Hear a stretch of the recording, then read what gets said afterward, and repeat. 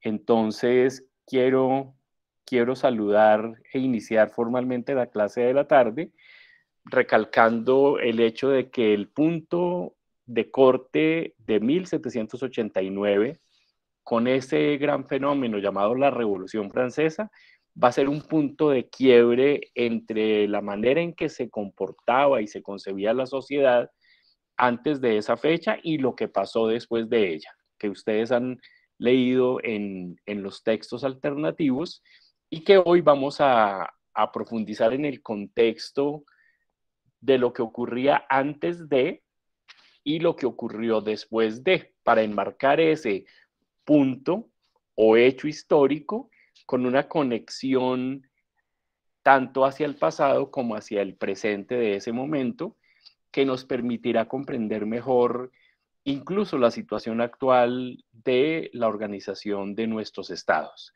Entonces, voy a compartir de una vez la pantalla, vamos a entrar en materia. Vamos a ver hasta dónde me deja, me toca tenerla abierta, hasta dónde me deja el tiempo y la energía, pues, en particular la mía, pero también la de ustedes.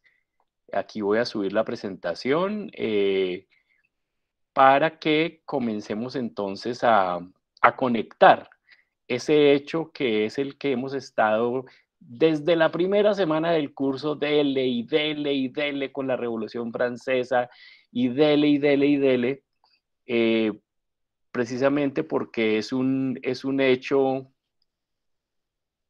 ahora se me volvió a cerrar.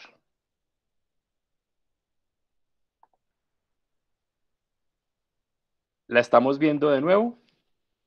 Sí, profe, ¿Algo, ahí está algo hago? la presentación. Sí, la están viendo, soy yo el que aquí hago algo y medio me muevo. Me toca es no moverme de ahí entonces. Esta conversación es una clase larga que he ido, como varias de las clases, alimentando durante el paso de los semestres, entonces no la vamos a alcanzar a ver toda hoy, pero me voy a enfocar en lo que más me interese. Yo le he titulado así: Surgimiento, esplendor y ocaso del estado de bienestar. Esa categoría que está pues en discusión ahora que estamos en el periodo álgido de las campañas, digamos, que ya arrancaron en forma y seguramente en enero ya tendremos los nombres más o menos definitivos de quienes van a la contienda, pues ellos y ellas tienen una concepción de Estado en sus cabezas. Tienen un programa político que les invito a que consulten, lean, debatan, compartan, y lo que haremos en esta clase es tratar de dar algunas herramientas de ayuda para ver de dónde surge esa noción, ese concepto de Estado que tenemos hoy. De dónde viene, por qué ha sido tan férreo y por qué sobrevive a tantos embates, sobre todo de reformas que pretendan lograr ratificar lo que se logró en esos primeros años de la Revolución Francesa. Entonces vamos de una a pasar a esta primera diapositiva. Voy a agrandarla un poquito porque he notado que en las grabaciones, si no está suficientemente grande, prefiero moverme así. No se alcanza a leer, por lo que mi cara sale en un lado del video. Entonces vamos a ubicarnos en un momento histórico denominado la Guerra de los 30 años. Justamente se llama así porque duró exactamente o muy cerca de ese periodo, va de 1618 a 1648. Y va a ser fundamental porque va a cambiar la mentalidad de las clases políticas y también de la sociedad en general, en particular europea. Ustedes ven ahí que hay unos hitos en particular relacionados con René Descartes. Se muestra el momento de su nacimiento, aquí en 1596, se muestra aquí en plena guerra la publicación del discurso del método, que se considera como el banderazo de salida de la Edad Moderna, y aquí, 2 años después de firmada esta paz, muere Descartes, pero su su propuesta, su postulado va a ser retomado como lo vimos en uno de los videos preciosos que nos compartió una compañera, de los principios físicos de Newton, que va a recoger toda la trayectoria académica de esa modernidad europea y la va a sintetizar en lo que vimos en esa clase, que era el nacimiento de la física moderna de ese momento. También dijimos que después va a ser cambiada por la física de Albert Einstein, después por la física de Niels Bohr, y estamos ahora ya en la astrofísica de nuestro anfitrión de ese video, Neil deGrasse Tyson. Estamos en un momento de una transición muy interesante hacia un nuevo momento al que llegaremos, no sé si este año o el año entrante cuando retomemos las clases. En fin, con esta guerra de los 30 años, se puede decir que se cierra o se empieza a cerrar el fundamento de lo que sería la Europa medieval, porque se van a producir una serie de crisis.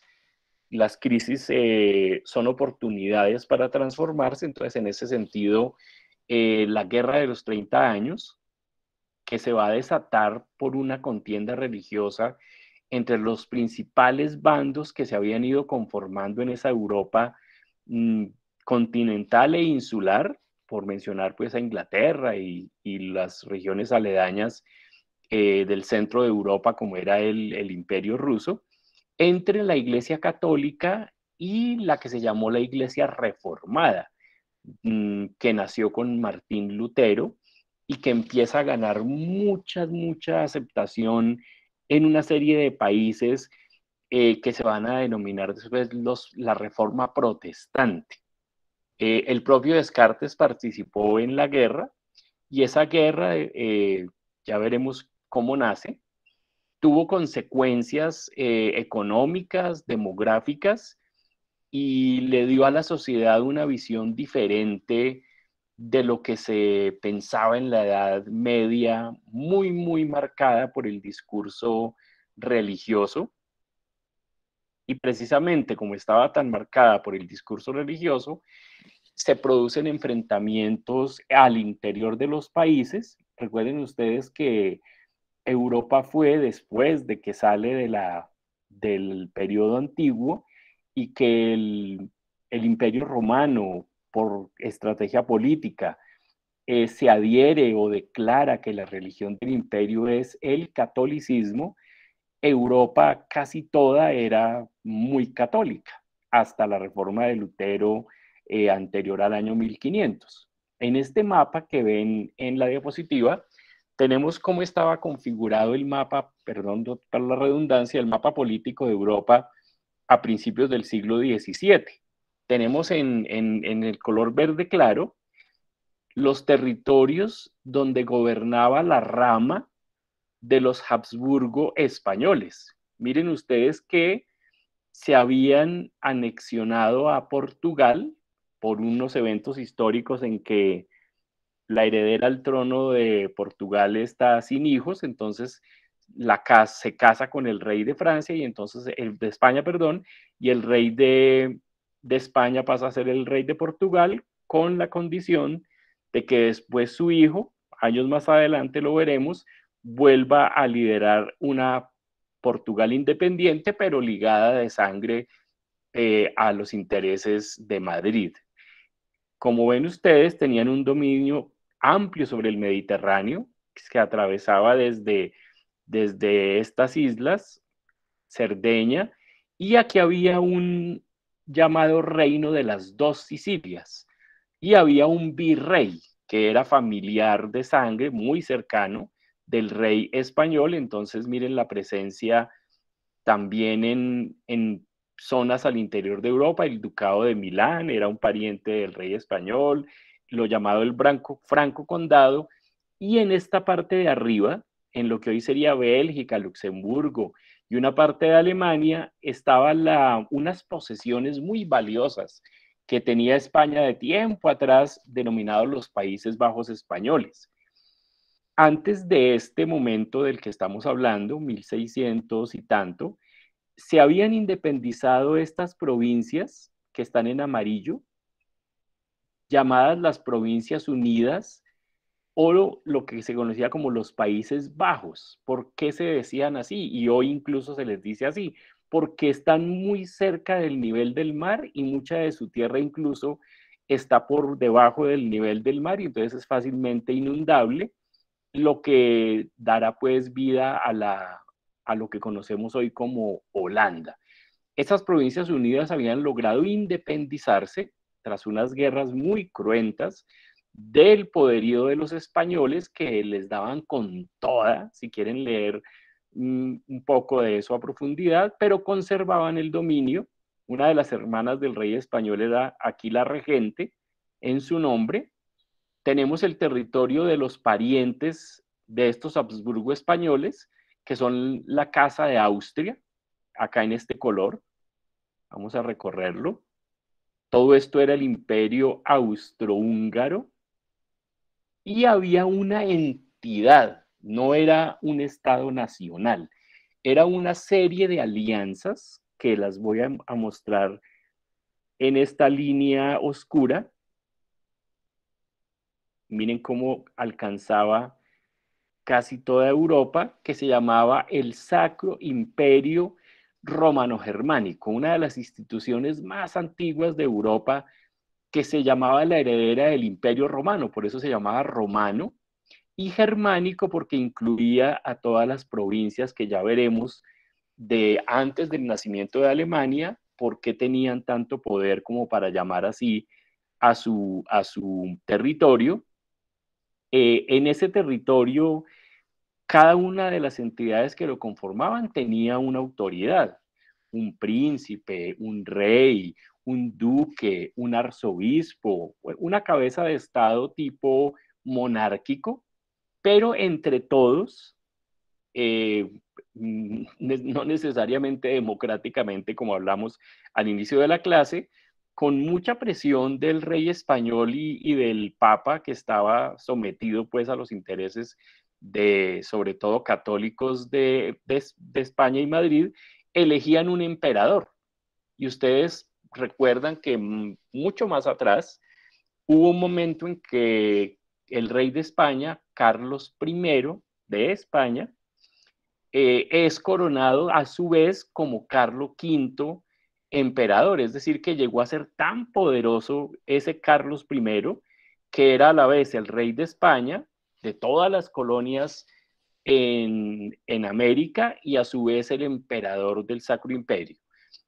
Un tiempo después, él abdica al trono, pero deja allí a su primo y sigue reinando en España, y a partir de ese momento ya seguirá cada entidad política separada, es decir, se seguirá eligiendo un emperador que era coronado por el Papa, evocando los vestigios de la antigüedad romana. Y entonces esa legitimidad que se le daba a ese emperador, porque el Papa era quien lo coronaba, y si el Papa no lo coronaba no podía ejercer, muestra entonces la fuerza de la religión católica en España. Pero veremos, sigamos con la organización política, tenemos aquí una Inglaterra unida, tenemos el reino de Noruega y Dinamarca, el reino de Suecia, y tenemos aquí un gran, el imperio ruso, liderado pues por la familia de los zares, que había incorporado, si ustedes pueden ver, lo que era Finlandia, los países que se llaman los tres países bálticos, una parte de Prusia, la pobre Polonia la invadían, la liberaban, la invadían, la liberaban, y aquí limitaba con los turcos, con lo que se llamaba el Imperio Otomano, que penetraba como una cabeza de playa en la mitad de Europa. Y entonces tenemos que había unos bastiones protestantes que nacieron, pues obviamente, donde Martín Lutero ejercía su influencia, y se va a producir un alzamiento de los protestantes. Estaban cansados de tantas trabas y de tantas imposiciones que le hacían los católicos, así como después lo veremos pasó con los judíos, y prácticamente no les permitían ser ciudadanos, no les permitían ejercer la ciudadanía en razón a su opción religiosa, y la mayoría entonces lo hacía por debajo de cuerda. Pueden buscar también lo que se llama la matanza o la noche de San Bartolomé en Francia. En todos los países sucedió, pero en particular en Francia, bajo la regencia de Catalina de Medici. Sus 3 hijos fueron reyes de Francia, pero es por instigación de ella que se produjo la masacre de la población protestante en la noche de San Bartolomé, y entonces los protestantes estaban muy dolidos y se produce un alzamiento en 1618 en la ciudad de Praga, en lo que después no existía, pero para que se ubiquen, es hoy la República Checa. Praga es la capital de la República Checa. ¿Le declaran la guerra a quién? Pues a los católicos liderados por España. Rápidamente, entre 1625 y 29, Dinamarca, que recuerden que era un reino de Suecia y Dinamarca enorme, se hace alianza con los protestantes. Como mencioné, Suecia también. Francia, que ya mencioné, su tradición era católica, pero la mitad de la población era protestante, va a unirse a la guerra como aliado de Suecia y por supuesto de Dinamarca, porque tenía intereses encontrados con su vecino España. En 1646, entonces, Francia y Suecia invaden la región de Bavaria, que es una de las grandes regiones que conformaban el Sacro Imperio Romano Germánico, que existe hoy como una región grande en Alemania, cuya capital es Múnich o München, y para los seguidores del fútbol, pues sí que sabrán de lo que pasa con Múnich. Y también aclarar que allí está la fábrica de los Mercedes-Benz. Y después de batallas, después de muertes, después de lo que trágicamente significa una guerra, 30 años después van a decidir que no va para ninguna parte eso, y que hay que hacer un tratado que se llamará La Paz o el Tratado de Westfalia, lo pueden buscar, por el cual se pone fin a la guerra. En este siguiente mapa podemos volver a revisar un poco cómo cambiaron un poquito las cosas. De nuevo miremos los territorios de los Habsburgo, españoles y austriacos. Miren cómo repite el esquema, pero con más territorio del que ya había el bando protestante y los aliados. Noten que Prusia como entidad territorial estaba atravesada por este brazo de tierra que era del Imperio Ruso, que había invadido todo este territorio, y Prusia entonces estaba partida en dos. Ya veremos que después de la guerra se le va a conceder que se reunifique una gran región aquí llamada Transilvania. Y sigamos avanzando en este famosísimo cuadro que está exhibido en el Museo del Prado en Madrid. Es uno de los cuadros más famosos de Diego Velázquez, que se llama La rendición de Breda.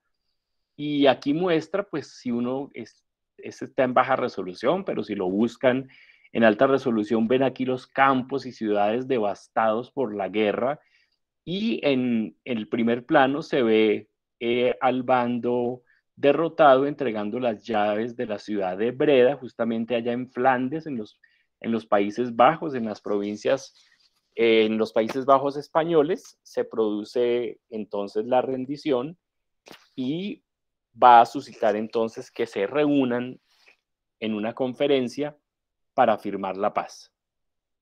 Me gusta poner muchos mapas porque cada autor de los mapas pues le deja ver a uno cosas diferentes. Aquí ya tenemos el mapa al culminar la guerra. Miremos lo que ya había anunciado: Portugal vuelve a adquirir su independencia, pero ligada pues por sangre al reino de los Habsburgo españoles. Y bien, aquí está lo que mencionábamos, el gran ducado o reinado de Baviera. Prusia separada, los Países Bajos españoles, las Provincias Unidas, y aquí es donde se produce la rendición. Acá tenemos unos facsímiles. Facsímiles significa una imagen del original del Tratado de Westfalia. Y insisto en mencionar mucho esta palabra porque los historiadores de diferentes corrientes coinciden en afirmar que el Estado moderno, como lo concebimos, nace justamente después de las negociaciones de esta paz de Westfalia y le va a dar fin a las guerras de religión que habían, en este caso sí se puede decir habían porque es complemento del verbo, que habían asolado todo el territorio europeo. Entonces miremos aquí para que recuerden que no, en otros mapas no estaba escrito, todo esto era parte del Imperio Otomano, y vamos a mirar, voy a agrandar esta, para mostrarles qué era lo que después será Alemania. Era una suma de más o menos 800, si no más, entidades. Cada cosita de estas, cada pedacito de territorio era una entidad autonómica, autónoma, pero estaban unidos en unas provincias, pero si ustedes ven, había unas más fuertes. Miren, por ejemplo, esto, Brandenburgo, que nos evoca los conciertos brandenburgueses de Johann Sebastian Bach, Pomerania Oriental, el Ducado de Sajonia, Hesse-Kassel, ciudades-estado que podían ser no muy grandes, por ejemplo, Salzburgo era una ciudad pequeña con un arzobispo, ya no la encuentro aquí en el mapa, aquí está, arzobispado de Salzburgo, el archiducado de Austria, reino de Bohemia, Silesia, Moravia, bueno, esto para que vieran la cantidad de estados territoriales que después van a dar nacimiento a lo que será conocido como Alemania. Pero antes de eso, después de la Guerra de los 30 años, son todas estas ciudades, estados, principados, como ya dije, los que se unen en unas provincias unidas para después conformar Alemania. Miremos entonces las consecuencias, las implicaciones, las derivaciones de la paz de Westfalia. Lo primero que hemos visto es la recomposición del mapa político europeo. Va a predominar a partir de este momento los estados-nación.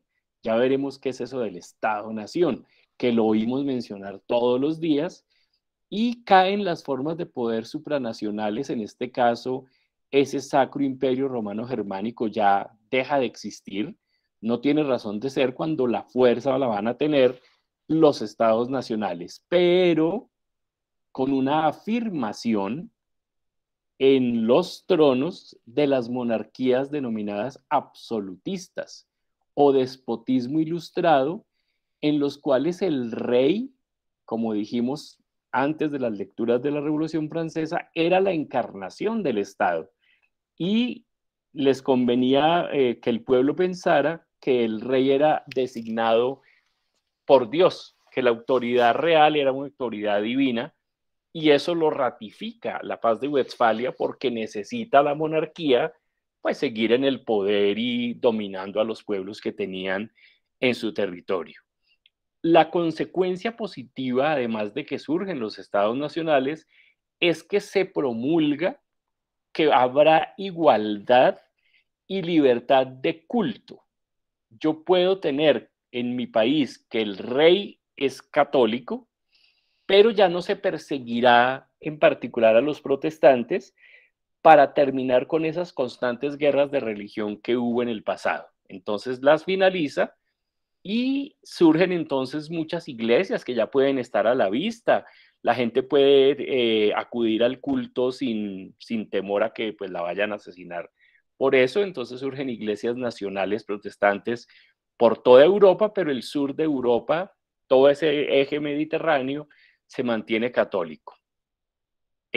Aquí en cuanto a la figura del rey, en algunas de ellas el rey era, como se dice aquí, absoluto, es decir, reunía en su persona el ejecutivo, el legislativo, el judicial, el control del ejército, de la moneda, etcétera, etcétera. Y había unas figuras que eran los parlamentos, como nuestro Congreso o nuestra Cámara, pero solo se reunían si el rey los convocaba. Entonces hubo países en donde en 35, 40 años el rey nunca convocó al parlamento porque no le interesaba, porque él era el poder absoluto. Ya veremos un poco más de eso. Aquí entonces, en la recomposición del mapa político europeo, una de las grandes ganadoras va a ser Francia, que va a pasar a ser la protagonista o va a quedar con la hegemonía continental. Se hunde el imperio de los Austrias, disminuye su tamaño y disminuye su importancia política. España deja de ser la potencia dominante y pasa a ser una potencia secundaria. Se produce, como había anunciado, como pierde España, le toca darle la independencia a esos Países Bajos españoles, que van a surgir entonces como Holanda. La fragmentación de Alemania se va a ir disminuyendo, es decir, cada vez más ciudades se van a ir fusionando para llegar en un momento más adelante de la clase a ver cómo queda conformada la nación alemana.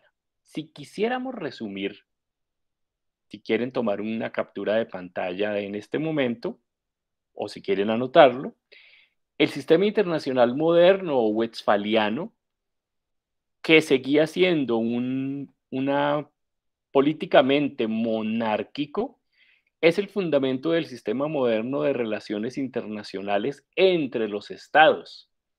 Y entonces, para que esto pudiera funcionar, se necesitaban unos elementos que todos esos estados se comprometieron a defender, a sustentar, después de que firman la paz. Y son los siguientes. Un Estado nacional moderno se podrá definir por la población, es decir, por la gente que conforma ese Estado nacional. Pero ojo, por el territorio que se denomina con el nombre que sea el país del que estemos hablando. Es decir, que las personas y el territorio, bajo el gobierno despótico de un monarca, conforman ese Estado nacional moderno, por supuesto entonces con unas fronteras muy bien definidas para evitar que estuviesen produciéndose reclamaciones o futuras guerras, aunque sabemos que pues nunca se logra, porque siempre por allá más adelante sale a resurgir alguna reclamación y vuelve y arranca pues una confrontación. Lo más importante, que esos estados nacionales gozarán a partir de este momento de una soberanía. Es decir, lo que ocurra dentro de sus fronteras es de el interés del Estado nacional, y no se supone, no se podrán inmiscuir en asuntos de un Estado, estados vecinos o ajenos, que es lo que hoy oímos todos los días, la gran mentira de decir que no hay injerencia política cuando vemos que el gran poder imperial de los Estados Unidos está presente en todas partes, y vemos que hay unos vientos de cambio en donde China empieza a tener una presencia muy, digamos, en volumen bajo, sin gran protagonismo, pero empieza a tener una gran presencia en muchas partes del mundo, así como Rusia y sus alianzas, etcétera, que no son tema por ahora de la clase, pero importante decir que desde este momento, desde la paz de Westfalia, nace esa categoría de la no injerencia. Es decir, cada estado resuelva sus problemas con el elemento, en algunos casos será precarias constituciones, pero habrá algún documento, antes no había. El rey era el que hacía los edictos y corte la cabeza, suba los impuestos. Ahora habrá una constitución que tendrá más o menos que guiar los asuntos del Estado. En esta pintura hermosísima de uno de los jóvenes pintores que nace durante la Revolución Francesa, llamado Eugène Delacroix, este cuadro bellísimo se llama La libertad guiando al pueblo. En el cuadro podemos ver a esta figura alegórica que siempre se presenta como una mujer, la libertad, con los pechos al aire, con la bandera francesa, y aquí vemos cómo avanza guiando a las multitudes, y entonces estamos ya, dimos un brinco triple mortal para caer en la Revolución Francesa, que es lo que hemos estado leyendo.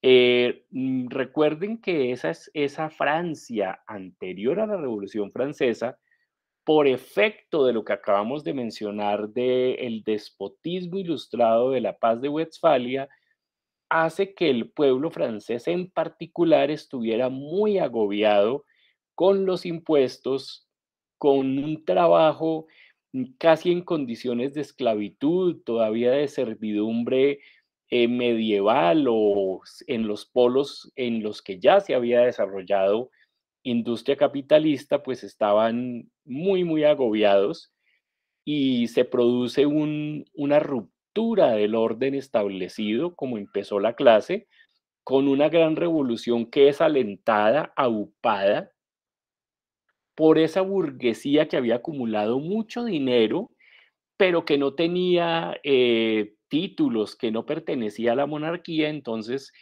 esa burguesía comerciante, terrateniente, más rica incluso que todo el Estado y que los reyes y los príncipes, marqueses, duques, condes, etcétera, pues son pocos en número y necesitaban entonces que el pueblo, que era la mayoría, se levantara, y como sucedió y como leímos, y se produjera todo un juicio político. Imagínense ustedes, después de haber pasado de decir que el rey es una autoridad divina y que él encarna el poder divino y que en él reside todo el poder, pasar en esos primeros 2 o 3 años de 1789, 1790, 1791, a las grandes discusiones políticas y de derechos que se dieron, hacerle un juicio político al monarca, encontrarlo culpable de una serie de cargos, y a su esposa María Antonieta, y ser condenados a la guillotina. Mm, no estoy celebrando aquí el hecho de la violencia ejercida sobre esas personas, sino en la transformación de la concepción política de lo que significaba la figura del monarca. Es decir, que es una figura susceptible de, si cometió faltas graves de lesa humanidad, de ser juzgado o juzgada, y en ese caso condenados a muerte con ese recién descubierto sangriento aparato que es la guillotina.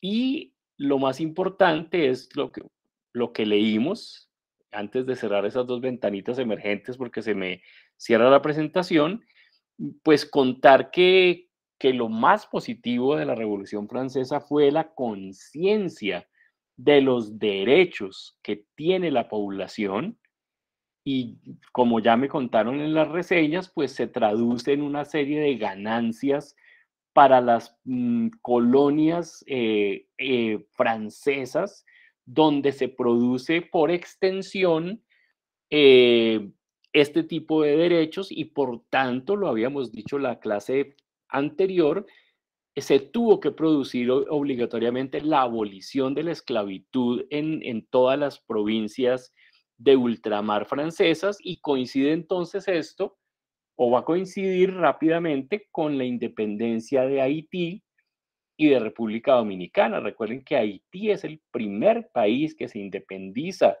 en Latinoamérica y el Caribe, liderado por el pueblo en negro.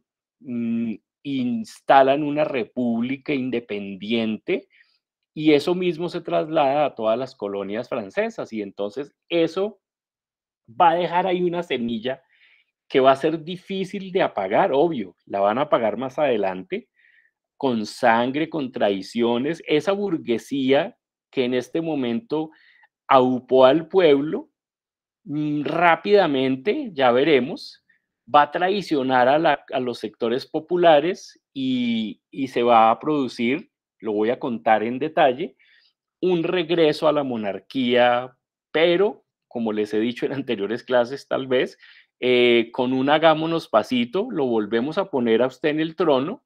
Obviamente, pues el muerto no lo podemos revivir, pero el hijo o el heredero, ya veremos que será Luis XVIII, no hubo Luis XVII. Luis XVI es juzgado con su esposa María Antonieta, se le corta la cabeza. Los herederos que pudieran ejercer como Luis XVII nunca pudieron, y cuando se restaure la monarquía se instalará a un descendiente de ellos que gobernará como Luis XVIII. Entonces, mmm, miremos cómo en los primeros años de la Revolución Francesa, que a profundidad lo tienen en las lecturas, se producen unas transformaciones enormes que son las que quiero que mantengamos en el horizonte de estas siguientes clases, de los derechos. Recuerden que entonces se traducen o se proclaman los derechos universales. En esa época pues no había surgido el feminismo, entonces se le llama los derechos del hombre, pero incluyó en muchas partes el voto femenino, libertad de los hombres y mujeres. Hubo grandes revolucionarias francesas, las primeras feministas.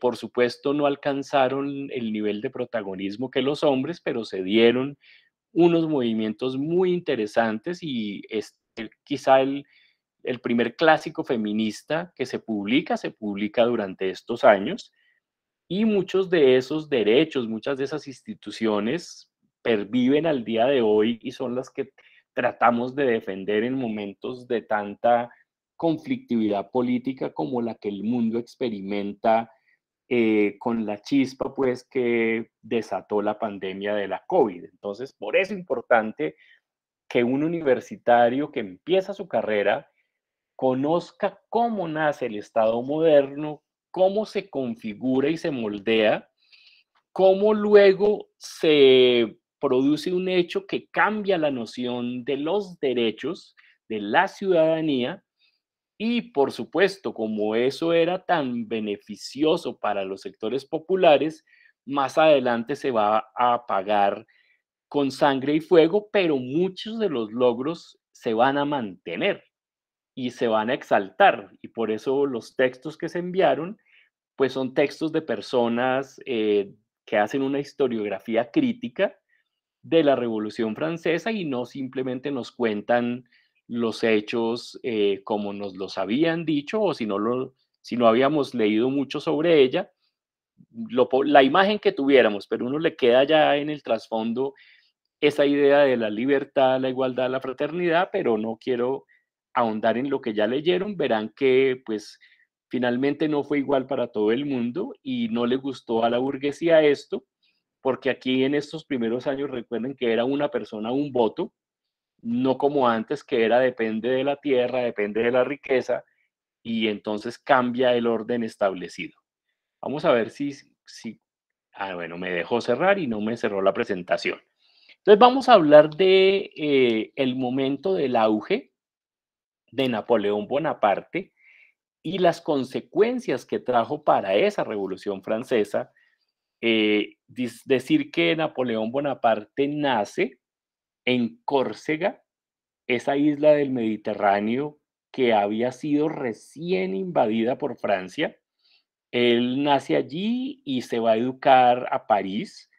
Estando muy joven, estalla la Revolución Francesa, él está estudiando en la Academia Militar y habiendo nacido, a ver, no anoté aquí la fecha exacta, pero para 1795, es decir, unos años después en que estaba la Revolución Francesa empezando a ser atacada por todos lados, cuando triunfa la Revolución Francesa y sucede pues todo lo que sucedió, Recuerden que María Antonieta era la hija de la emperatriz de Austria, de María Teresa de Austria, regente, porque ya su hijo, el hermano de María Antonieta, era el emperador austriaco. Entonces, imagínense ustedes qué sentirían las otras potencias europeas cuando ven que un pueblo organizado cambia las reglas del juego e incluso destituye a la monarquía y los guillotina. Es decir, el miedo que sintieron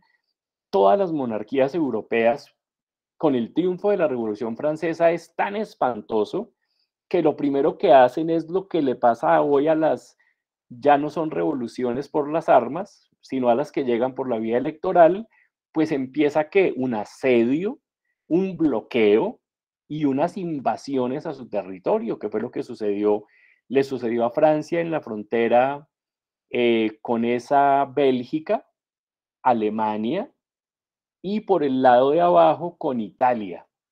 Empiezan a ser presionadas, invadidas, e Inglaterra financia, así como los Estados Unidos, era el hegemón imperial de la época, Inglaterra, financia sabotajes y ataques para que el gobierno revolucionario pues, no pudiera sobrevivir, asfixian a la revolución, como le ha pasado a Cuba, por ejemplo, durante 6 décadas largas, casi 7 de bloqueo, tratarlos de asfixiar, y entonces en ese momento se produce una sublevación en el sur de Francia, en la ciudad de Tolón, y el joven Napoleón es enviado.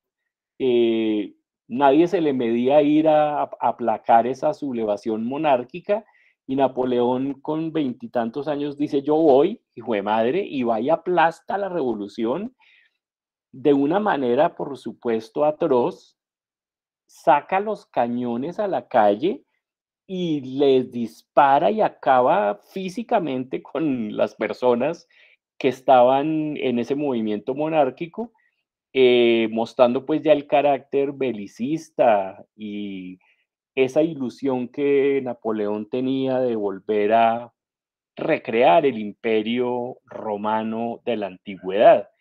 Entonces, una vez que gana esa, no es una batalla, que reprime ese movimiento contrarrevolucionario monárquico, pues uno de los miembros del directorio, que ya lo leímos en nuestros textos, era un directorio revolucionario, lo asciende a general y lo encarga de la región más pobre, que era el sur de Francia en la frontera con Italia.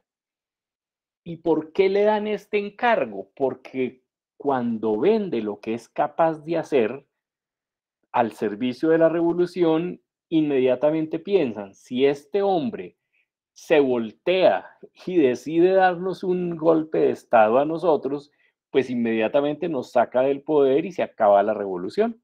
Entonces ese miembro del directorio lo asciende a general y lo manda a comandar los ejércitos del sur. Y Napoleón, con su gran inteligencia y su gran habilidad, pues empieza una guerra en la frontera con, cuando yo digo Italia, me excuso, no lo corregí a tiempo, Italia no había nacido como país, Italia era parte del imperio austríaco.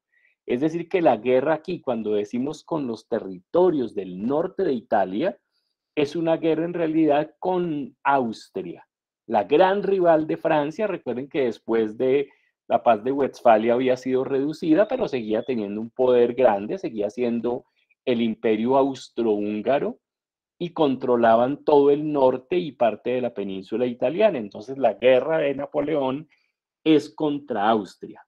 En 1797, Napoleón logra hacer huir a los austríacos, los derrota y se anexiona para la Francia revolucionaria todo el norte de Italia y llega hasta las puertas de Roma.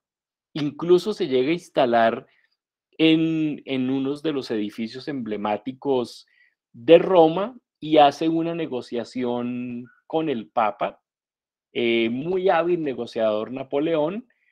A su paso por todos los principados italianos, lo que hace es un chantaje con todos estos gobernantes y les dice, bueno, yo tengo las armas, yo tengo el poder, si ustedes quieren seguir gobernando estos territorios, me lo dejan saber y aquí siguen el duque de Saboya, el príncipe de yo no sé qué, Lombardía, Picardía, Milán, lo que fuere, ustedes sí van a seguir siendo los regentes o los mandatarios, pero me van a pagar con oro y me van a pagar con obras de arte.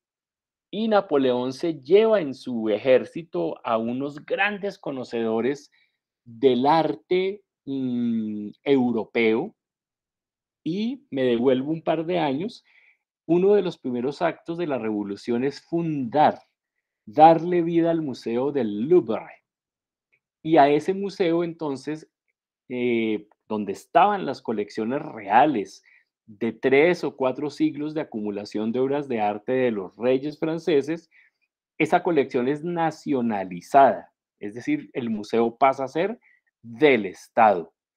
Y Napoleón en esa incursión a Italia va a chantajear y se va a robar literalmente unas, bueno, no sé cuántas, pueden ser unas 30.000 piezas de arte entre pinturas, esculturas, grabados, fragmentos de, ya veremos cuando va llegando a Roma, fragmentos de edificios y todo eso va a ser transportado al Louvre, que por eso se convierte en uno de los primeros y mayores museos del mundo. Luego de eso, regresa triunfante de Italia con todos esos tesoros y los pone al servicio del museo y de la patria, de la revolución. Él se queda con muchos de ellos. Se le encarga al director del Louvre que haga una convocatoria y que haya pintura francesa. Si se devuelven, o creo que me toca adelantarme, no, tal vez no la puse o sí la puse antes. No, creo que no la puse, pero en esos pintores, esos jóvenes pintores franceses van a ser subsidiados, entre ellos Jacques-Louis David y Eugène Delacroix, que sí lo mencionamos, perdón, lo mencioné aquí, en La Libertad guiando al pueblo. Este es uno de los beneficiarios de esa política de Estado. Él ya no era tan joven, pero a los que estaban vivos y productivos en esa época se les encargan unas 3.000 pinturas que son alojadas en un museo especial en donde se exhibirán las obras de los pintores franceses vivos con el compromiso de que una vez mueran, algunas o muchas de sus obras van a pasar al Louvre. Aclaro entonces que el Louvre era para personas o pintores de la antigüedad o que ya hubieran muerto, y ese nuevo museo era para los pintores vivos para que después el Louvre pudiera tener las colecciones de ellos allí. Como Napoleón recoge tanto arte italiano y en particular su fascinación fueron las esculturas romanas, él llega y arrasa con las más bellas esculturas en mármol que venían desde el mundo antiguo, sean estas originales o copias de los siglos cuarto y quinto. Al Papa le hace un chantaje enorme de obras de arte. En Venecia se mete a todos los edificios, palacios y descuelga los cuadros del Veronés, de Canaletto, es decir, de todos los pintores que le habían dado fama a Italia, y se lleva todos esos cuadros para el Louvre. Allá se exponen durante algunos años.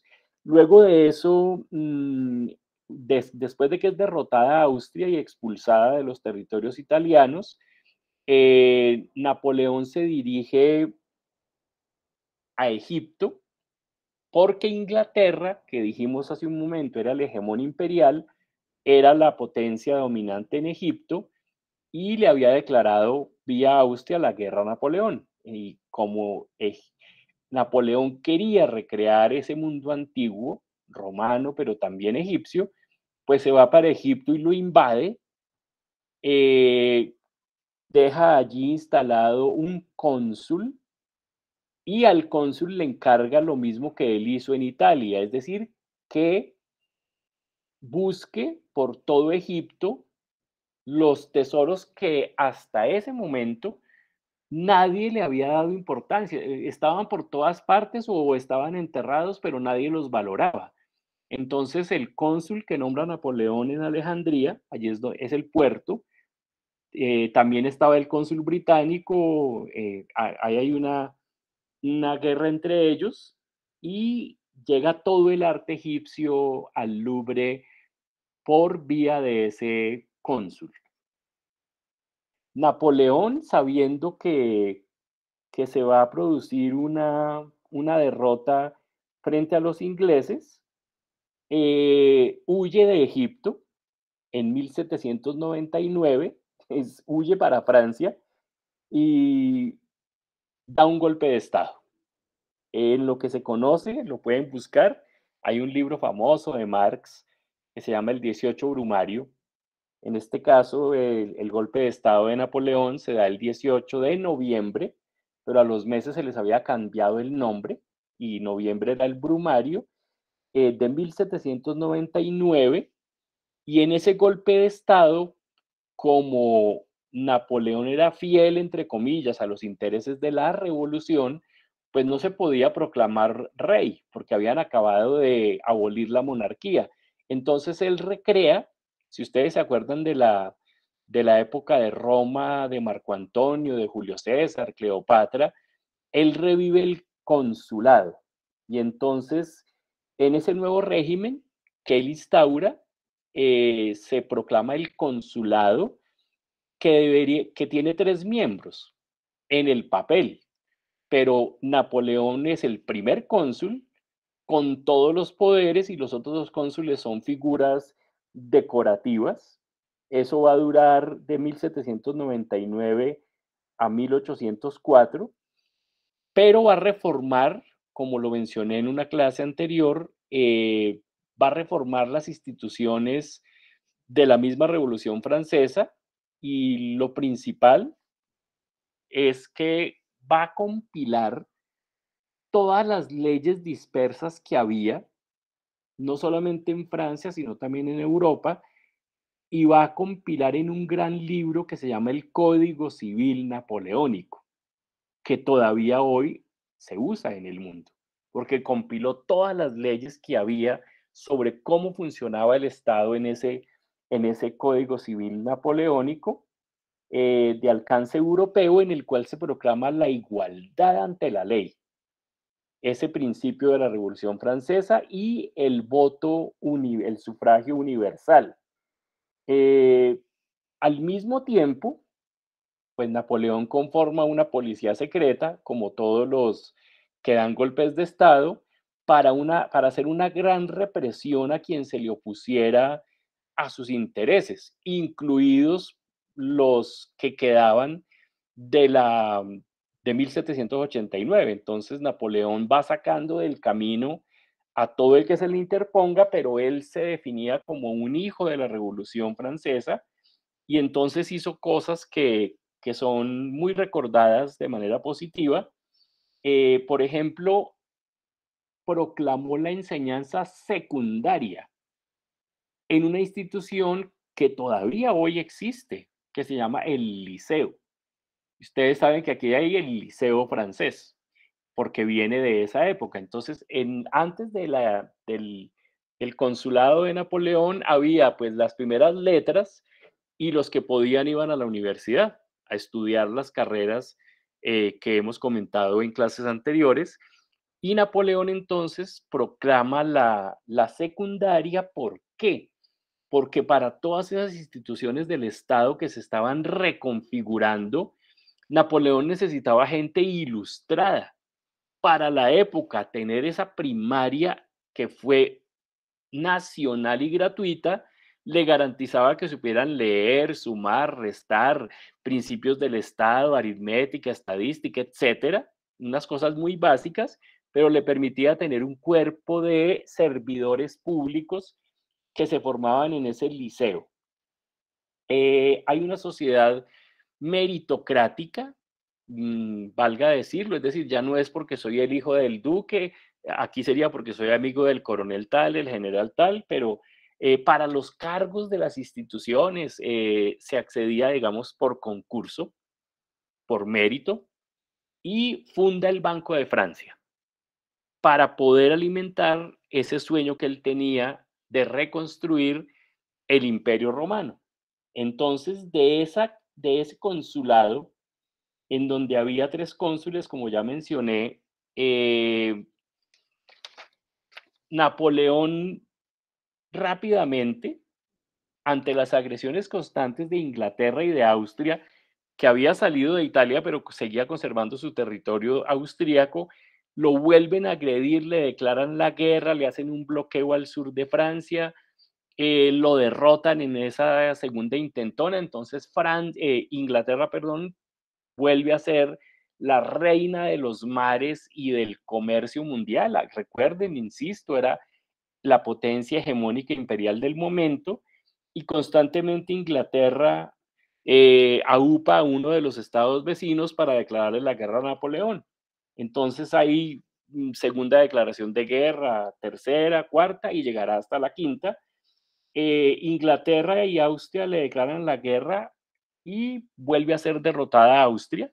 Napoleón los expulsa y en este caso se va hacia la frontera alemana y como todos esos principados alemanes que les mencioné eran aliados de los austríacos, pues Napoleón los invade a todos, pero les da la unificación y así como hizo en Italia, así como hizo en Egipto, en Alemania se va a traer también todas las obras de arte del periodo, sobre todo medieval, que no estaba representado en el Museo del Louvre. Para ese momento la pintura considerada verdadera era la pintura italiana, toda la pintura que era del Renacimiento, de la Edad Media, eh, era tan despreciada, no se consideraba pintura, que se le dijo en un momento, y así se llama todo el periodo, que era gótica. Era una pintura, pero Napoleón muy inteligente dice, no, si queremos que en nuestro Museo del Louvre haya una continuidad de la historia del arte occidental, así eso no sea pintura, decían, necesitamos llenar el hueco de lo que fue todo el periodo que se llama el románico y el gótico. Entonces llega hasta Viena, se instala en Viena, invade Austria, invade Alemania y saquea todos los tesoros y los manda para el Louvre, que llegó a ser entonces el museo estatal más grande del mundo. Hoy aún está entre los 3 más grandes del mundo. Y derrotada de nuevo Austria, Inglaterra va a buscar nuevas alianzas y convence al zar de que le declare la guerra a Napoleón. En un primer momento, Napoleón le dice al zar, ve, hagamos pasito, usted no hagamos guerra y usted expándase hacia Oriente todo lo que quiera. Y a mí déjeme y yo me expando por Europa todo lo que quiera. Eso nos va a recordar después a Hitler y las alianzas que hizo de expansión europea. Pero en un momento Inglaterra presiona a la Rusia zarista, le vuelven a declarar la guerra a Napoleón y es cuando Napoleón decide invadir Rusia en ese famoso pues evento histórico que creo que sí todos conocemos, que es la marcha a las puertas de lo que es Moscú, pero el invierno espantoso hace que no pueda, llega hasta las puertas casi de Moscú, invade un tercio de la Rusia zarista, pero le toca devolverse derrotado. Y entonces empieza la decadencia.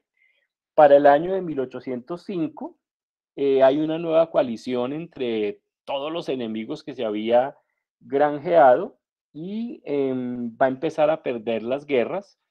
Pero antes de eso me gustaría aclarar que en el momento de mayor expansión, déjenme ver si está aquí, sí, en el momento en que él se proclama emperador, que creo que ni lo dije en la diapositiva de atrás, disuelve el consulado, se proclama emperador y en un famoso cuadro que no sé por qué no lo tengo aquí, creí haberlo visto, de Jacques-Louis David, si lo buscan en internet, está una gran escena con toda la familia de Napoleón, él está así parado, se ve de lado, coronándose a sí mismo, el Papa está sentado atrás en posición de subordinación, como cuando Duque va a las reuniones con los indígenas, que lo sienta de adorno, ha coronado a Josefina, su primera esposa, como emperatriz, y él mismo se corona emperador como Napoleón I y hace ir al Papa a París para que asista y le dé la bendición, y entonces nace el imperio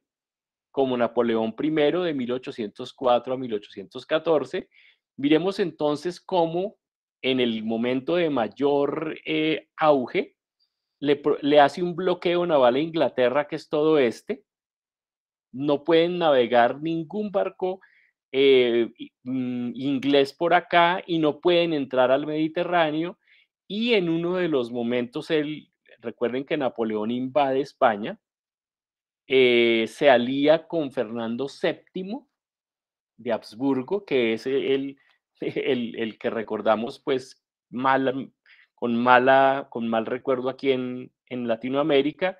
Él era el hijo de Carlos IV, pero él le había había obligado al Papa a abdicar.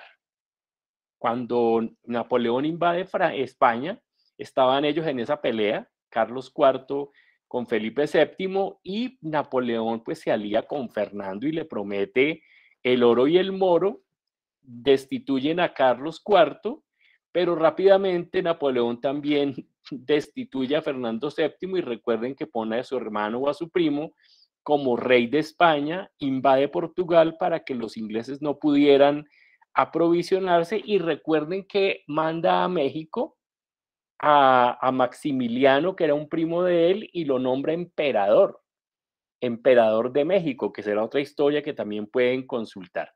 Entonces miremos cómo había extendido su territorio, su poder, tenía estados vasallos y protegidos y estados aliados, es decir, que tenía una presencia muy importante en toda Europa hacia 1812, 1813, cuando están así las cosas y se produce la derrota de la invasión a Rusia, pues aprovecha y se forma una quinta coalición para atacarlo y decir, no, esto tiene que volver a como estaba antes.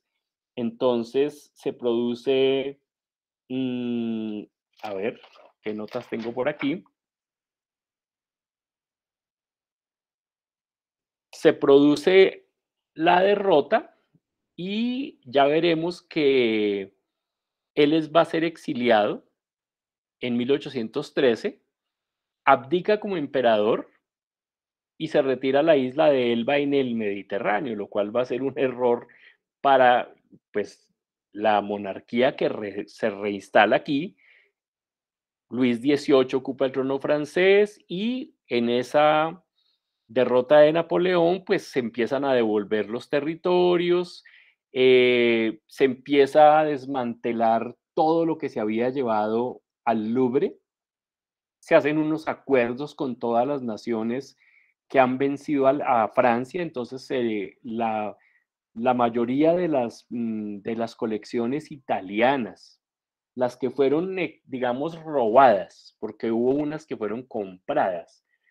¿Cuáles? La hermana menor de Napoleón se había casado con un príncipe italiano que tenía la mayor colección de esculturas grecorromanas de la antigüedad, y porque era un derrochador, en un momento dado se declaró en quiebra y Napoleón, muy inteligente, le compra toda la colección por 1.000.000 de libras, y toda esa colección sí permanece hoy en el Louvre porque fue comprada al esposo de esa hermana menor de Napoleón, y más otro arte que se negoció, usted me devuelve tal cosa, yo me quedo con tal otra, pero la mayoría del arte robado fue devuelto a los austríacos, a los alemanes, a los italianos, a los egipcios no tanto, porque hubo un acuerdo después, porque Inglaterra retoma el control de Egipto y ellos sí no quieren, nunca han querido devolver nada. A lo que se hace es un acuerdo como de quédese con lo que se llevó, pero garantícenos que se van a poner a recuperar y van a proteger el arte egipcio. Entonces me fui por una rama, pero me interesa también que lo conozcan porque estamos aquí aprendiendo de todo.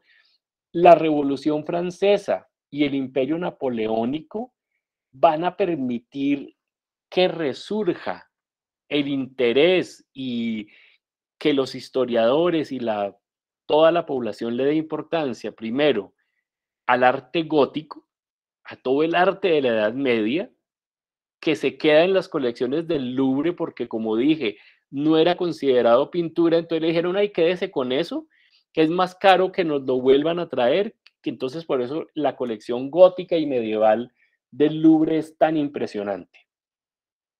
Surge porque no existía toda la egiptología. Durante esas campañas es que se descubre por parte de Champollion la piedra Rosetta. Él excava tumbas, corta fragmentos que están en el Louvre. Se produce la traducción de la piedra Rosetta y se puede comprender el lenguaje de los jeroglíficos egipcios. Pero otra invasión que se produce en lo que es Irak, por extensión, va a producir unas excavaciones en un territorio donde sale un templo que permite el conocimiento, no se tenía conocimiento de lo que fue la cultura asiria, babilónica, se llevan una cantidad de esculturas, frentes de templos que están dispersos en Alemania, en el Louvre y en el Reino Unido en particular, y se produce el descubrimiento del lenguaje más antiguo del mundo, que aparece en esas excavaciones en Irak, que es el cuneiforme. Si quiere alguien buscar ahora la lengua cuneiforme, aparece de última, pero es la lengua más antigua del mundo y aparece en Irak. Y me salté un importante sitio, es que también invaden Grecia y empiezan a trasladar todo el arte griego, no el romano, sino el griego que aparecía en las excavaciones. Entonces, por eso, cuando algún día tengan la fortuna de visitar ese museo del Louvre, verán que tiene entonces el pabellón egipcio, el pabellón griego, el pabellón romano, y que tiene una colección monumental debida al interés de Napoleón de reivindicar, pues, una mentira mal echada, pero era decir que solo un gobierno que surgió de la revolución podría proteger el arte de interés universal. Después vemos que deriva en peor que un monarca y toca devolver la mayoría de colecciones, pero mucho, como ya dije, como era tan costoso devolver las obras de arte a sus dueños, se hacen unos acuerdos y quedan en Francia custodiadas y siguen hoy en poder del museo, que sigue siendo estatal. Bueno, perdón que di ese bucle, pero me interesa mucho, me encanta a mí la historia del arte, entonces compartir con ustedes esto que fueron ganancias y pérdidas, pero más ganancias en la historia del arte. Se acaba de configurar toda la historia del arte antiguo, medieval y contemporáneo debido a una tragedia que son las invasiones napoleónicas. Voy a ir terminando. Estando en la isla de Elba, él se envalentona y dice, no, ¿cómo así?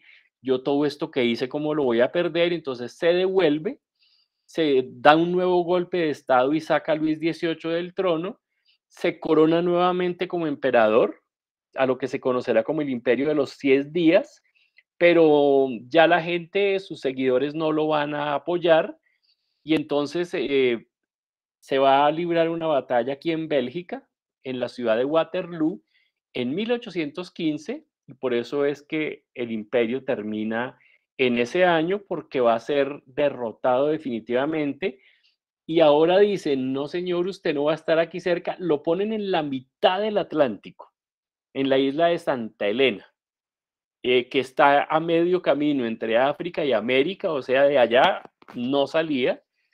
Salió cuando ya se murió, trajeron el cuerpo a Francia. eh, la sociedad francesa de todas maneras recuerda lo bueno de Napoleón, y él tiene, yo no sé si lo dije aquí en una clase, él está enterrado en una iglesia solo para él, que se llama la iglesia de los inválidos, Les Invalides, en una serie de sarcófagos en metal, plomo, acero, y el último es de oro y ricamente decorado, y el pueblo francés le sigue dedicando pues su respeto y su veneración por todo lo bueno que hizo. Digamos, no, él no fue objeto de lo que le pasó a otros que ocuparon el trono, que después les saquean la tumba, tumban las estatuas, etc. Bueno, terminemos aquí con mostrar entonces que en esa Bélgica se produce la batalla, los ingleses le dan con toda, lo derrotan, y lo que ya dije, lo expulsan a la isla de Santa Elena. Las potencias vencedoras, recuerden ustedes que Austria había sido humillada 3 veces derrotada, Alemania, Inglaterra, Rusia, pues hacen lo que se llama ha habido muchas, hacen una santa alianza y se convoca un congreso, el Congreso de Viena. Y en ese congreso se produce el mayor retroceso de todas las ganancias que había logrado la Revolución Francesa. Por eso comencé diciendo que la Revolución Francesa es un parteaguas entre el mundo antiguo, lo que vino a continuación, pero no habíamos dicho aún que trágicamente, después de la derrota de Napoleón, estos países que vieron con terror cómo guillotinaban a sus parientes, dijeron: eso no puede volver a pasar.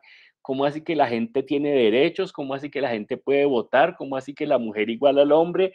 ¿Cómo así que nada de eso? Entonces se le encomienda a esta persona que está en esta diapositiva, en una pintura, era un príncipe, Clemens von Metternich, y era el ministro de Relaciones Exteriores. En realidad no se decía relaciones, sino asuntos. Era como el canciller de Austria, y se va a convocar justamente en Viena, la capital del Imperio Austrohúngaro, ese congreso para reinstalar, miren ahí en la diapositiva, el orden conservador, ya cual liberal y pues mucho menos la palabra revolucionaria, así como ahora que en este periodo preelectoral, todas esas palabras nuevas que está acuñando la derecha para sembrar el miedo, ya no saben qué inventar. Entonces hay el neocomunismo, bueno, una cantidad de categorías para asustar a la gente. Están igualitos la derecha colombiana a como estaban los dirigentes europeos que convocan el Congreso de Viena, y entonces en ese Congreso se crea lo que dije ya, la Santa Alianza, como un sistema de represión frente a cualquier amenaza liberal o nacionalista. Y ahora, contrario a lo que había establecido la Paz de Westfalia, ahora se declara el principio de intervención de otros países. Si la Santa Alianza ve que hay alguna posible amenaza de parte de un país, tiene el derecho de intervenir. Y creo que Estados Unidos aprendió muy bien, porque lo ha hecho desde que nació como país y lo sigue haciendo. Entonces, ese Congreso se reúne para crear un balance entre los poderes europeos. Así como lo intentó la Paz de Westfalia, este Congreso intenta evitar guerras futuras. Luego, no sé si alcancemos, veremos cómo después de la Segunda Guerra Mundial nacen las Naciones Unidas también para lo mismo, evitar guerras futuras y mantener la paz y la estabilidad, pero vemos que nunca lo logran. ¿Qué países estaban representados en ese Congreso que sesionó durante un año? Inglaterra, Austria, Rusia, Prusia, que fueron los vencedores, pero al país vencido se le dio un puesto, porque como se había restituido la monarquía, pues tenía que ser incluida en el Congreso. También fueron invitados con menos poder Suecia, Portugal y España, y se toman muchas decisiones, no están todas aquí, pero Francia, pues le van a quitar todo el territorio que había Napoleón ganado, se crea Holanda como república, temporalmente Noruega y Suecia se unen, a Rusia se le da Finlandia y el control de Polonia, Prusia por fin se unifica y gana territorio, Austria gana territorio, Suiza, el primer paraíso fiscal del que hablaremos, se declara neutral, se ha declarado neutral toda la vida y es porque ahí estaba el oro de todo el mundo, los títulos, los bienes y sigue estando. Y por eso incluso en la Segunda Guerra Mundial, pues Suiza pasó sin que Hitler la invadiera, porque allí estaba el oro tanto de los aliados como del eje de, de los aliados de Hitler. Francia, como ya mencionamos, se restablece a los Borbones. Inglaterra asegura su dominio en los mares y en España, recuerden que Fernando VII había hecho abdicar al papá, Napoleón lo había sacado del trono, entonces se restablece en el trono a Fernando VII y es cuando se produce la reconquista de América. Miren el año. Nos habíamos pegado el primer grito de independencia en 1810, pero bajo Fernando VII viene la reconquista sanguinaria de Pablo Morillo y es en 1819 cuando se producirá la independencia real, por lo menos de la Gran Colombia. Hago aquí un paréntesis, ya estamos terminando la exposición para ver por qué es que un ciudadano cualquiera, de cualquier carrera, tiene que conocer historia y una historia más o menos crítica para poder entender las cosas que suceden hoy en día. Hemos propuesto, sin éxito, que haya un año de estudios generales en la universidad. Vamos a ver si algún día lo logramos. Hay algunos sectores que están proclives a que esto suceda. Yo se los he dicho a ustedes también desde que llegaron, deberían llegar a un primer año donde las asignaturas fueran temas generales de ciudadanía, democracia, constitución, historia, lectoescritura, apreciación del arte y que vayan optando por alguna profesión y al fin del primer año, basados en los resultados de ese primer año, eligieran ya la profesión a la que quieren en la que quieren continuar y por supuesto ese primer año se valdrá dentro de los créditos para la carrera. Vamos a ver si algún día logramos ese cometido. Por ahora lo dejo como una idea para que la piensen. ¿Cómo sería interesante que pudiéramos tener ese tipo de estudios? Esta la pongo además porque nos da información adicional. Holanda recibe a Bélgica y conforman los Países Bajos. Inglaterra recibe a Malta, que hoy es un país independiente allá en el Mediterráneo, y unas islas en el Mar Jónico en Grecia. Italia se divide, todavía no se conforma como nación. Austria recibe varios de los reinos italianos. Rusia recibe a Polonia, Finlandia y parte de Turquía. Grecia va a ser dominada por el Imperio Otomano y nace la Confederación Germánica, que de esas 600, 800 o las que fueran al principio que les mostré en el mapa, ahora va a estar constituida por 38 estados, liderados por Austria y por Prusia. Y se va a configurar un nuevo eje, la Santa Alianza, que es el eje San Petersburgo, Berlín, Viena. De lo que hemos estado hablando del Imperio Austrohúngaro, adquiere este territorio y sostiene una relación tensa, pero mostrémonos los dientes pasito, con el Imperio Otomano, que como dije ya absorbió a Grecia. Yo creo que voy a dejar por ahí, dado que son las 3:30 y se puede tornar muy larga la clase, pero me interesaba mucho, como lo he hecho, mostrarles lo que fue el antes de la Revolución Francesa, lo que significó el parteaguas sé si ya le dije dejar de presentar, creo que sí. Los aportes positivos que la Revolución Francesa nos dejó, que aún buscamos en ella ecos, buscamos cosas para traer al hoy, y luego la gran aventura y la expansión del imperio napoleónico, todo lo que esto configuró para la geopolítica europea, para el mundo del arte, y luego el gran movimiento reaccionario del Congreso de Viena, que fue el que permitió moldear el mapa europeo anterior a los procesos de independencia nacional, de los que, si nos da el tiempo, podemos hablar, cómo nace Grecia, cómo nace Italia, etcétera, pero ya más o menos delineamos que todos esos países adquirirán su independencia, y ya mucho más adelante, en la Primera Guerra Mundial y en la Segunda, se va a producir por fin la derrota del Imperio Otomano, que era muy estorbosa para los intereses, en particular de el Imperio Austríaco. Entonces yo cierro por ahí la exposición y quisiera abrir el micrófono para las reacciones. Como cada semana, pues les invito a que dejen la timidez y reaccionen. Cualquier comentario es bienvenido frente a la exposición.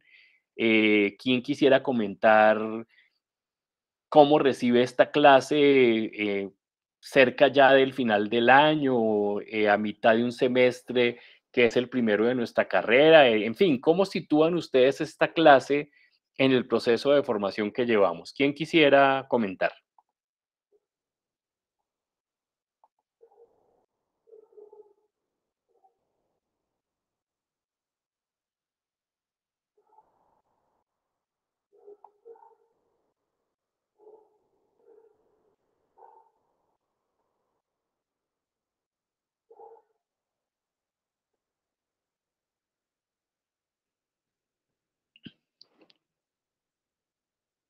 ¿O escribir?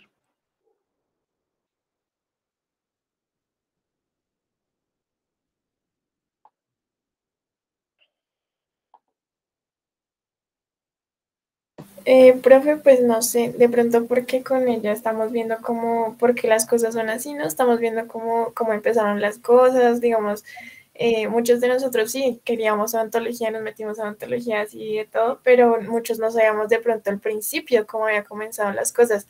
Y ahorita con el tema de la Revolución Francesa, pues eso nos lleva como a ver muchas cosas en sentidos políticos y demás que hasta hoy en día como que repercuten esos hechos que pasaron hace muchos años.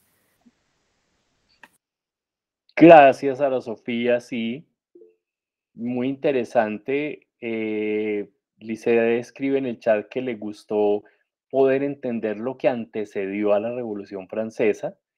¿Quién más quisiera comentar qué encontró valioso hoy, para qué le sirve, por qué creen que yo traigo este tema a la clase? ¿Qué podemos expulgar de fondo y decir, ah, pilas, aquí hay unos datos interesantes que nos sirven para tal cosa? ¿Quién quisiera?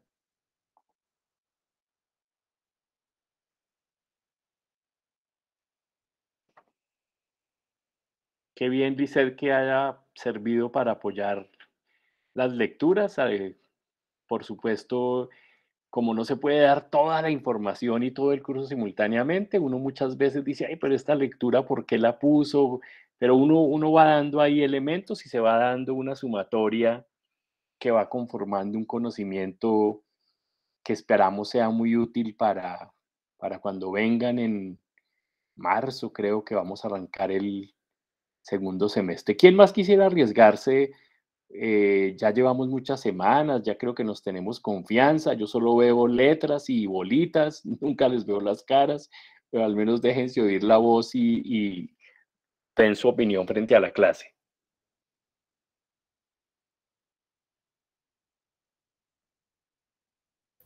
Profe, no, pues me ha parecido interesante, la verdad no me esperaba que de pronto en esta clase fuéramos a abordar tanto estos temas y de forma como tan profunda, pero me ha parecido muy chévere porque así también podemos ver cómo la influencia religiosa que podemos ver hoy en los países, También lo que decía la compañera Sara, en la parte política, toda esta situación que obviamente lo que estamos viviendo hoy es una consecuencia de lo que se vivió previamente, entonces tener conocimiento de todo esto es súper importante y más porque en la universidad vamos a ver muchas perspectivas a lo largo de nuestra carrera universitaria y es importante pues tener mucha claridad con respecto a estos temas.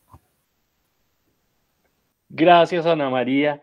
Me da tristeza que no se va a ver tanto de esta perspectiva como quisiéramos, porque como les dije tal vez en las sesiones iniciales, nuestro departamento tiene unas 4 o 5 asignaturas en todo el plan curricular, pero es bien importante que en este primer semestre, que es la bienvenida, que es la llegada, queden esos temas ahí y alguien diga, jue madre, yo no sabía que la historia del arte universal se había configurado a raíz de que Napoleón se proclama emperador. Por ejemplo, todo lo que dije sobre la egiptología, el arte griego, el descubrimiento del arte asirio, de la lengua cuneiforme, la nacionalización de los museos.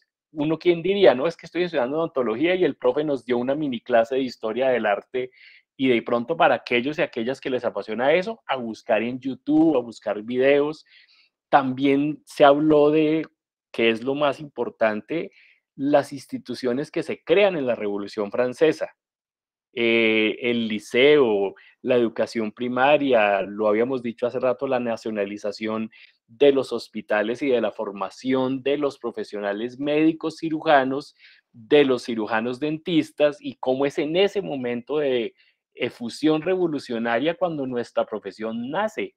No se nos olvide eso en ningún momento y por eso el curso yo lo he orientado hacia ese momento tan significativo, pero para entender entonces que no es que la odontología nació porque sí, ya hemos ido completando el panorama político, histórico de por qué la profesión nació en ese momento y no antes.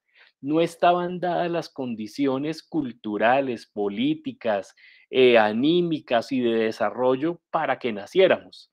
Entonces, de lo que dijimos el primer día, de esas primeras lecturas en que solo se narraban hechos encadenados así con una pita, mire dónde vamos, con un conocimiento mucho más complejo del funcionamiento de la sociedad que lo que nos han aportado tanto oral como escrito.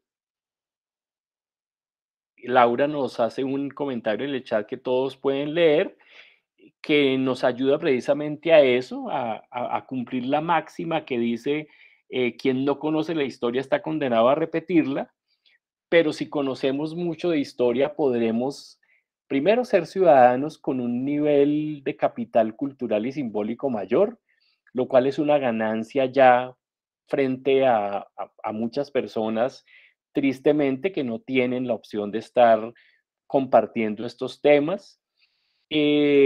Segundo, que su profesor es un odontólogo, pero que se la ha pasado estudiando ciencias sociales, políticas, económicas, historia del arte, y entonces ver a dónde puede llegar un odontólogo.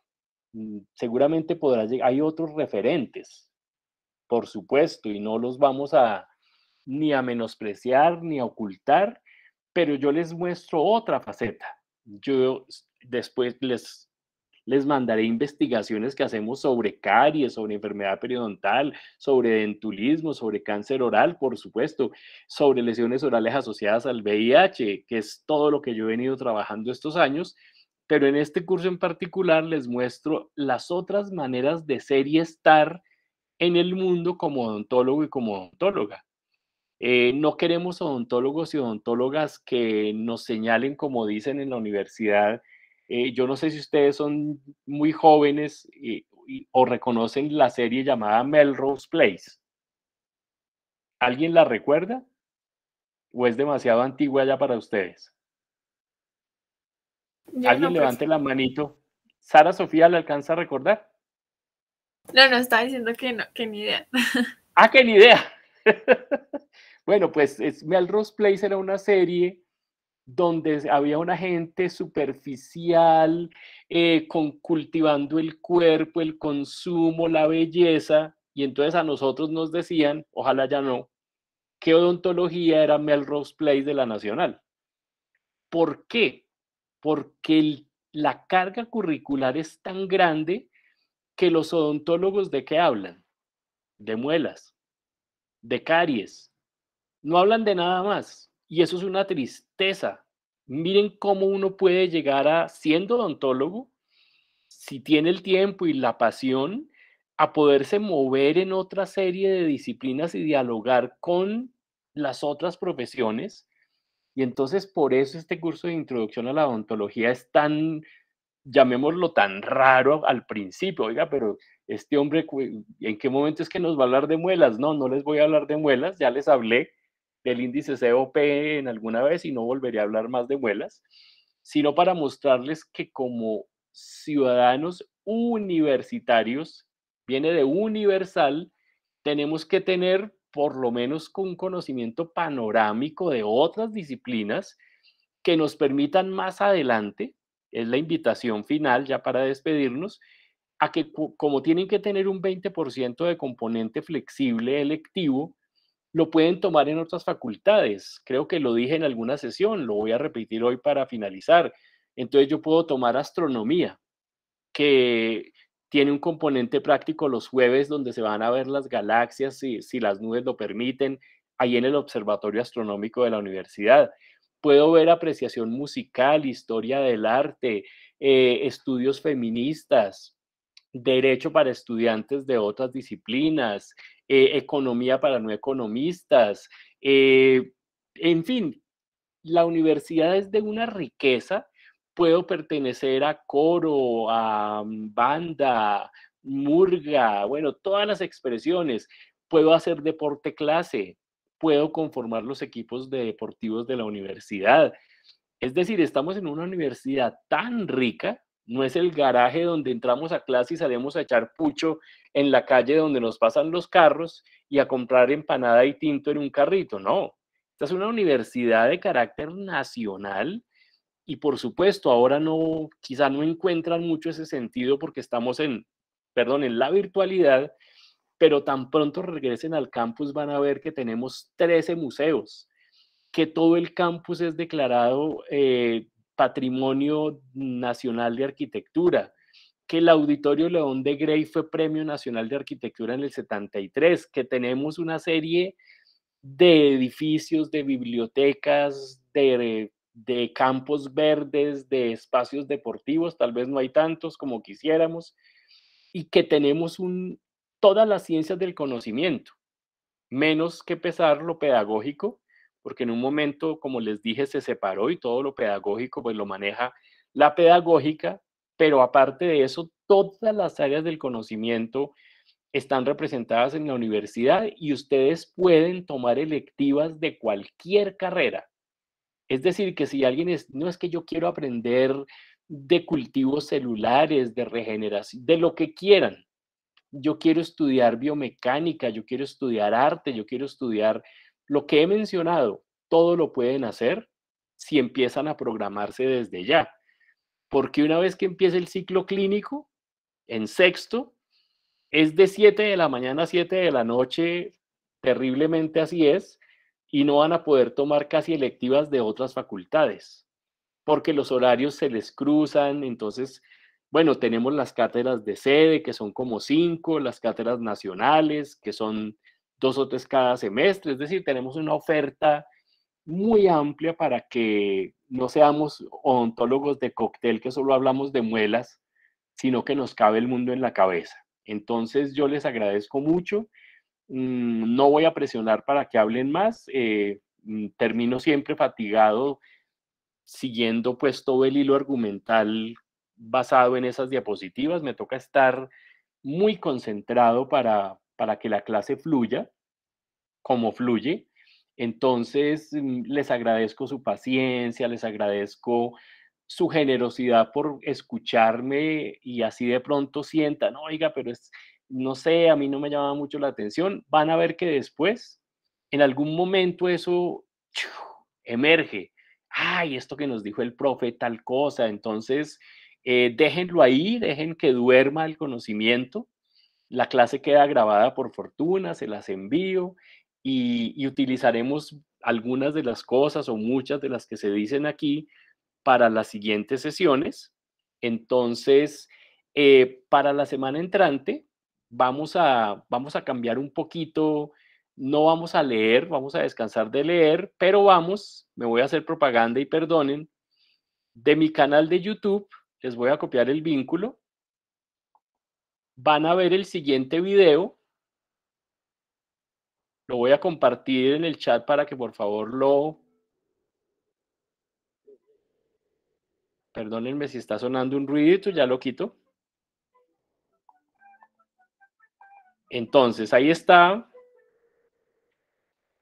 Entonces, van a mi canal de YouTube. Acuérdense que se llama como yo, John Harold Estrada Montoya. Ojalá me ayuden con sus suscripciones. Soy un cucho youtuber. Entonces, si tengo más suscripciones y más más reproducciones del video, pues no quedo por allá enterrado entre los últimos. Este video es un video que patrocinó la universidad. La universidad también tiene esas bellezas. Fue un concurso que me gané para contratar dentro de 8 días hablamos de quién es el señor, se murió, y era ya muy mayor, el director de este documental, que se llama Un viaje a la investigación. Entonces vamos a ir mezclando, bueno, ¿qué posibilidades adicionales tengo cuando sea odontólogo o odontóloga? Entonces ahora vamos a ver, vamos a incursionar en lo que podemos hacer en el terreno de la investigación. Entonces espero que hayan copiado el vínculo, si no como está en la grabación. Recuerden, la sesión se llama Un viaje a la investigación en mi canal de YouTube. Entonces, fue un placer, un abrazo, voy a terminar de grabar y me despido. Nos vemos en 8 días. Muchas gracias. La noche antes de velitas.